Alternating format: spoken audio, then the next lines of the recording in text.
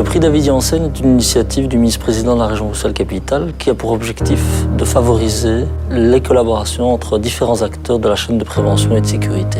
Wij vanuit BPS, wij coördineren en faciliteren deze actie in de veiligheidsketen. En het is ook zo dat wij deze oproep volledig verzocht hebben, volledig uitgewerkt hebben en ervoor zorgen dat dit project samen met de collega's tot een goed einde zal gebracht worden, tot een gericht succes.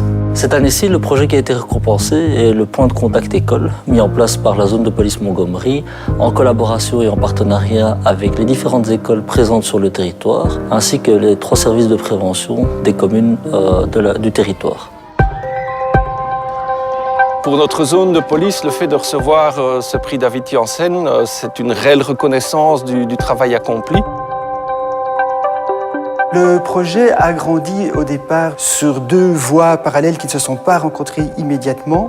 Nous, au niveau communal, on s'est rendu compte, après les attentats, qu'il y avait vraiment un besoin important de formation auprès des écoles, formation et information. Je pense que c'est une réalité qui a vu le jour dans pratiquement toutes les communes en même temps. Et d'autre part, au sein de la zone de police, ils se sont rendus compte qu'il y avait un besoin de cohésion également.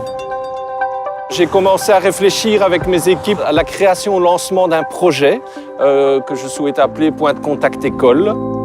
Le projet a été structuré directement sur 3 axes que nous avons déterminés. Donc, le premier axe a été établir une fiche école, une fiche d'identité pour tous les établissements de la zone de police. On en compte 130 actuellement. On a travaillé ensuite sur une offre pédagogique avec les 3 services prévention de notre zone. Et troisièmement, et c'est le plus important, c'était vraiment développer un réseau entre la zone de police et les écoles de notre territoire.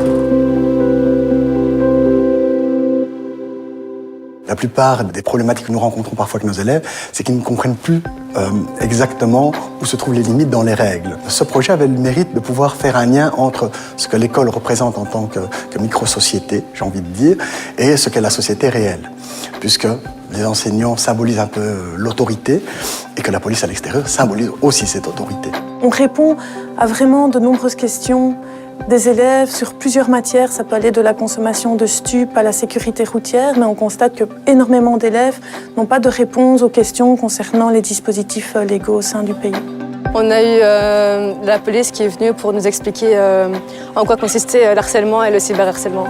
Au début, ça m'a surpris. Je ne m'attendais pas à un policier. Je me disais peut-être un éducateur ou un autre professeur d'une autre école, mais c'est un policier qui est venu parce qu'il est plus expérimenté. Je trouve que c'est bien parce que c'est une personne qui gère des fois ces cas-là.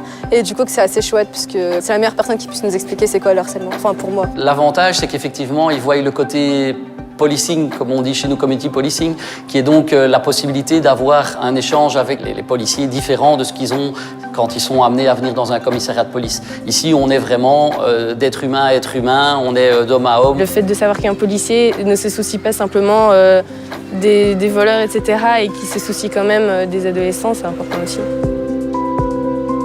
Dans l'établissement scolaire, on a plusieurs classes d'élèves qui ont redemandé notre présence. On analyse ça au fur et à mesure avec la zone de police, voir un petit peu quelles sont les thématiques qui sont les plus demandées, quelles sont les thématiques qu'on pourrait effectivement travailler à l'avenir et pour lesquelles on va essayer de concentrer nos efforts.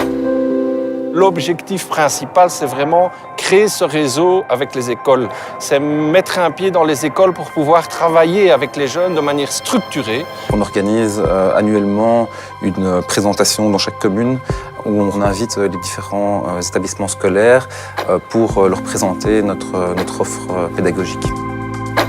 Le nombre de demandes ne cesse d'augmenter, non seulement au niveau des écoles, donc une école qui travaillait déjà avec nous demande de plus en plus de sujets différents, mais on a aussi de nouvelles écoles qui demandent maintenant à ce que nous passions.